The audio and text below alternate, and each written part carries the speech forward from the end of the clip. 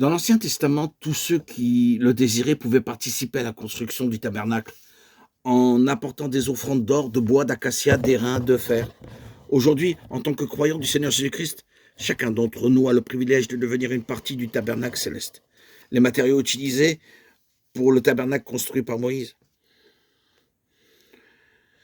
étaient terrestres. C'est pourquoi il ne pouvait pas subsister longtemps. Mais notre Seigneur lui-même construit maintenant un tabernacle éternel dans lequel chacun d'entre nous peut prendre une part.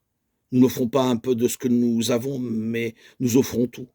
Nous sommes tous édifiés ensemble en un sanctuaire selon le plan céleste.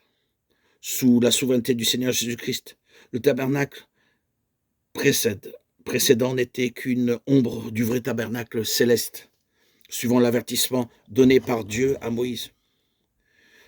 Nous avons déjà vu que Dieu a maintenu Moïse sur le mont Sinaï pendant 40 jours et 40 nuits, avant de lui donner le modèle du tabernacle. Auparavant, il avait dû rester au désert pendant 40 ans. Durant cette période, il a été complètement dépouillé de sa propre sagesse.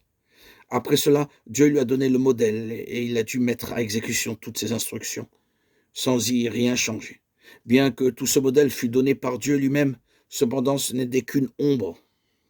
Maintenant, le Seigneur Jésus-Christ construit le vrai tabernacle, sans le secours d'aucune main, mais avec notre collaboration. C'est pourquoi les croyants sont appelés par divers noms, tels que l'édifice de Dieu, l'habitation de Dieu, le temple de Dieu, les collaborateurs de Dieu, le trésor particulier de Dieu, la perle de grand prix, son épouse. Ces noms nous révèlent notre vocation céleste. Ici, le Seigneur nous rappelle que notre modèle céleste ne peut pas être modifié par qui que ce soit. Pour être introduit dans ce plan, nous devons demeurer constamment sous la souveraineté et la seigneurie du Seigneur Jésus-Christ.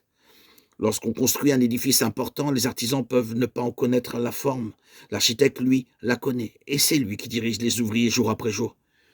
Il connaît le matériau employé, la façon de construire et le nombre d'ouvriers nécessaires. Les contremaîtres, charpentiers, maçons et autres reçoivent les directives de l'architecte et les exécutent. De même, le Seigneur veut faire de nous ses collaborateurs, car nous sommes ouvriers avec Dieu. Vous êtes le champ de Dieu, l'édifice de Dieu. Selon la grâce de Dieu qui m'a été donnée, j'ai posé le fondement comme un sage architecte et un autre bâti dessus. Mais que chacun prenne garde à la manière dont il bâtit dessus. Car personne ne peut poser un autre fondement que celui qui a été posé, à savoir Jésus-Christ.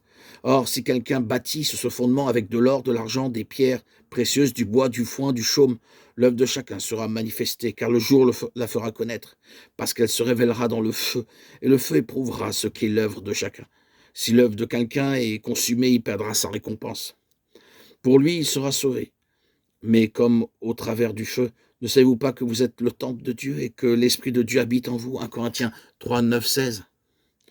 Nous ne pouvons rien modifier dans un tel édifice ou un tel temple. Beaucoup de gens essaient d'appliquer leur sagesse dans la maison de Dieu. Ils ne connaissent alors que stérilité, désappointement. Ils ne comprennent pas la signification de l'Église.